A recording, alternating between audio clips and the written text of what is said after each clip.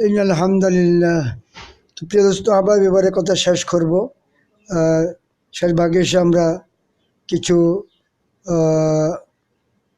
মন্তব্য নিয়ে আসতেছি, সেটা যারা বলেছেন তাদের কথাই আলোচনা করতেছি। আব্দুর রাজ্জাক পাশা লিখেছেন যে হযরত রাবেয়ার মধ্যে চিন্তা, ব্যথা ও বেদনার যে চিহ্ন দেখা যাইত, গভীরভাবে লক্ষ্য করলে বোঝা যাইবে এই সমুদায় একমাত্র এশকে এলাহিরই ফল। শুধু আল্লাহ পাকের মহব্বতকে বলা স্বতন্ত্র দৃঢ় পন্থারূপে যিনি সর্বপ্রথম ইসলামী তাসাউফের মধ্যে পেশ করতেছেন রাবেয়া। শুধু আল্লাহ পাকের মহব্বতকে বলা স্বতন্ত্র দৃঢ় পন্থারূপে যিনি সর্বপ্রথম ইসলামী তাসাউফের মধ্যে পেশ করতেছেন রাবেয়া। তিনি ইসলামী তাসাউফের ক্ষেত্রে এমন চিহ্ন ও নিদর্শন রাখিয়া গিয়েছেন যাহাতে স্পষ্টরূপে প্রতীয়মান হয়েছে তার যাবতীয় ব্যথা বেদনা দুঃখ কষ্ট একমাত্র এশকে এলাহির কারণে ছিল। এশকে এলাহির প্রকৃত ব্যাখ্যা ইহাতে পাওয়া যায়। তিনি সর্বপ্রথম সাহিত্য ক্ষেত্রে তাসাউফের অবতারণা করতেছেন। গদ্য পদ্যের মাধ্যমে তিনি তাসাউফ বিষয়ক এমন মহামূল্যবান রত্নসমূহ ছড়াইয়া দিয়েছেন যাহা দ্বারা মানব সমাজ আজও উপকৃত হইতেছে। যখনই তাহার হৃদয়ে এশকে এলাহির তাজাল্লির আভা ফুটিয়া উঠিত, তখনই তিনি উহা পদ্যের মাধ্যমে প্রকাশ করতেন। এক স্থানে তিনি সে নফসকে সম্বোধন করে বলতেছেন, হে নফস, তুমি আল্লাহ তাআলার সহিত তোমার মহব্বতের এশকের দাবি করতেছ, অথচ তুমি তাহার নাফরমানী করে থাকো। ইয়ার চেয়ে বিস্ময়কর আর কিছুই হইতে পারে কি? তোমার মহব্বত প্রকৃত হইলে তুমি আল্লাহ তাআলার ফরমাবর্তী করো, কেননা মহব্বতের দাবিদার যাহাকে মহব্বত করে তাহার আনুগত্য ফরমাবর্তী অবশ্যই করিয়া থাকে। তিনি আল্লাহ পাককে লক্ষ্য করিয়া বলিয়াছেন, আমি তোমাকে ভালোবাসি দুই প্রকারের ভালোবাসা।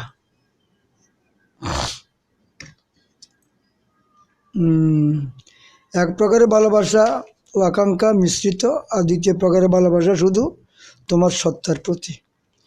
আমার যে মহব্বত আশা ও আকাঙ্ক্ষায় পরিপূর্ণ, উহার কোনো গুরুত্ব নেই। কিন্তু তুমি যে ভালোবাসা শুধু তোমার সত্তার প্রতি, উহার একমাত্র লক্ষ্য তুমি ছাড়া আর কিছুই নয়। তুমি উহার সম্মুখ হইতে পর্দা দূরীভূত করিয়া দাও, যেন আমার চক্ষুদ্বয় তোমার নূরের জালোয়া অবলোকন করতে পারে। সুবহানাল্লাহ।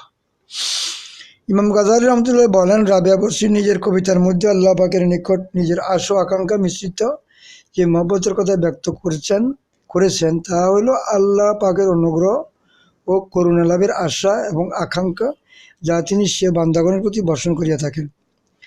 আর শুধু আল্লাহ পাকের সত্তার প্রতি যে খাঁটি মহব্বতের কথা উল্লেখ করেছেন তা হইল আল্লাহ পাক এবং তাহার জামালের দিদার লাভ করার জন্য। আল্লাহ পাকও তাহার জামালের দিদার লাভ করার জন্য। ইয়া অবশ্য তিনি অন্তর্চক্ষু দ্বারা লাভ করিয়াছিলেন। এই মহব্বতের সর্বোত্তম এবং সর্বশ্রেষ্ঠ, কেননা পরওয়ারদিগারের জামাল বস্তুত সর্বাপেক্ষা বড় জিনিস, উহার তুলনা কোনো কিছুর সহিত হয় না।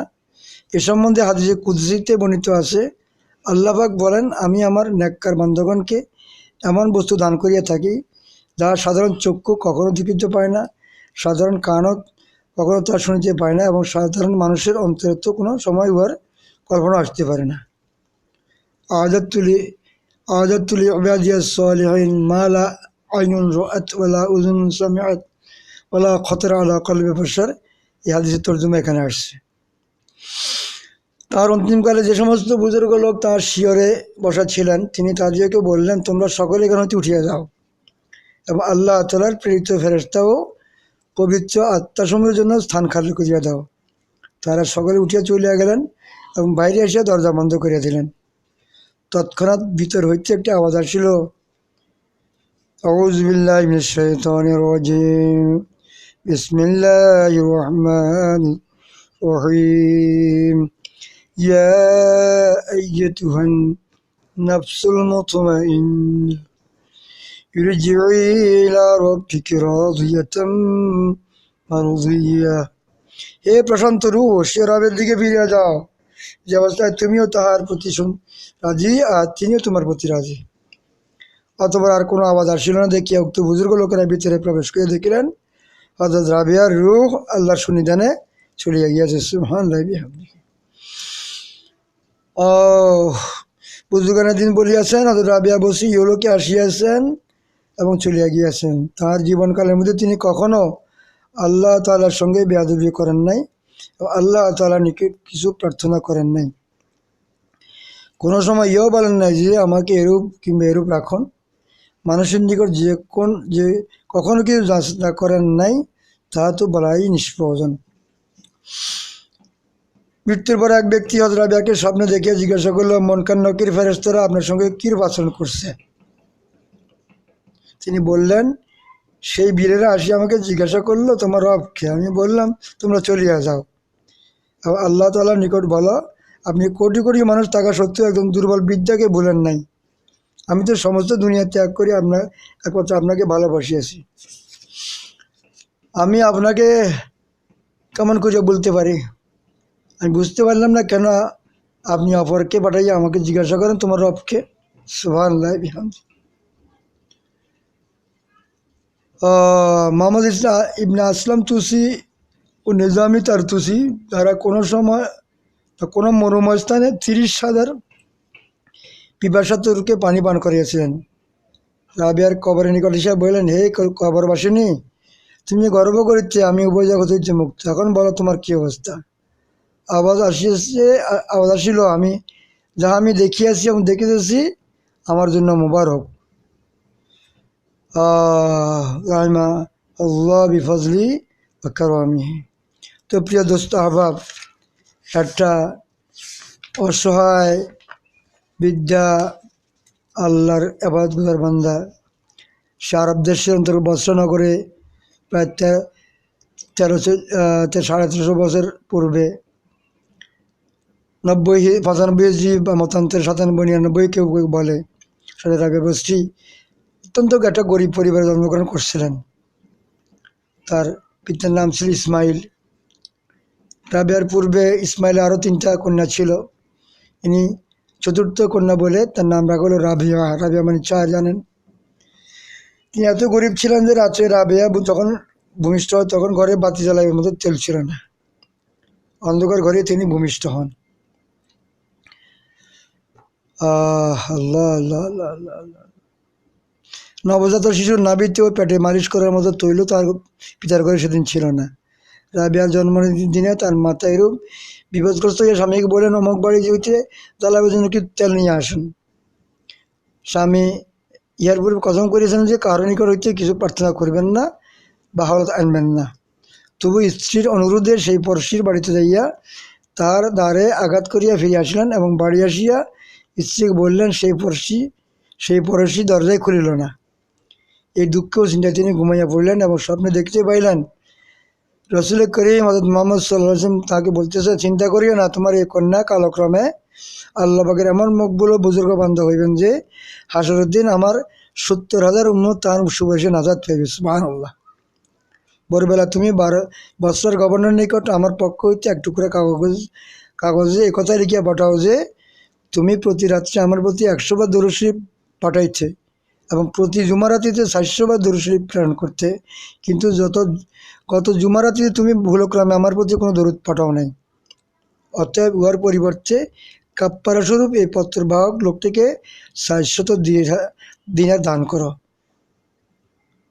হযরত রাবিয়া বসরির পিতা নিদ্রা হইতে জাগ্রত হইয়া খুব রোদন করলেন, কান্নাকাটি করলেন এবং উক্ত স্বপ্নের মর্মে একখণ্ড কাগজ লিখিয়া জনৈক বাহক মারফতে বৎসর গভর্নরের নিকট প্রেরণ করলেন। বৎসর গভর্নর সেই কাগজ খণ্ড দেখিয়া বিস্মিত হইলেন। হুজুর আকরাম সাল্লাল্লাহু আলাইহি ওয়াসাল্লাম যে তাঁকে স্মরণ করিয়াছেন, ইহার শুকরিয়া স্বরূপ 10,000 দিরহাম গরিব মিসকিনদেরকে দান করিবার নির্দেশ প্রদান করিলেন।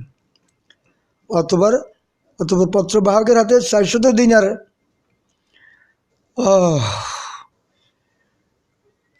রাবিয়া বসরি পিতার জন্য দিয়ে বললেন, তাহাকে বলিল, গভর্নর আপনার সাক্ষাৎ লাভের জন্য খুবই আকাঙ্ক্ষা করেন, তবে যিনি আমার প্রিয় নবীর পত্রবাহক আমার নিকট তাহার আগমন কখনো উচিত নহে, বরং এ অদমই আপনার ঘরে উপস্থিত হইয়া নিজের দাড়ি দ্বারা আপনার দরজার চৌকাঠ ঝাড় দিয়ে আসিব। আমি আপনাকে আল্লাহর কসম দিয়ে বলতেছি, যখনই আপনি কোনো প্রয়োজনের সম্মুখীন হইবেন তখন তা আমাকে জানাইবেন, আমি আল্লাহর বদলে তা পূর্ণ করিয়া দিব। রাবিয়ার পিতা উক্ত 400 স্বর্ণমুদ্রা গ্রহণপূর্বক নিজের প্রয়োজনীয় জিনিসপত্র ক্রয় করলেন। তো প্রিয় দোস্ত আহবাব, এই হচ্ছে হযরত রাবিয়া বসরির ওয়াকিয়া, ওনার বাল্যকালের হাল এবং ওনার বিশাল এরকম এশক মহব্বত, আল্লাহ এশক মহব্বতে ভরা ওয়াকিয়ার অনেক সংক্ষিপ্ত কিছু নমুনা এখানে পেশ করা হলো। ভালো থাকুন, সুস্থ থাকুন। আমি মনে করি যে এই বিষয়গুলো অন্তত এই ওয়াকিয়াটা যদি বারবার কোনো আমাদের মা বোন রীতিমতো যদি পড়ে এবং চিন্তা করে গভীর চিন্তা ফিকির করে, তাহলে আমার মনে হচ্ছে যে আমাদের প্রত্যেকটা ঘরে এক একজন করে রাবিয়া বসরি পয়দা হইতে পারে। তো ভালো থাকুন, সুস্থ থাকুন, আল্লাহ তাআলা দোয়া করুন।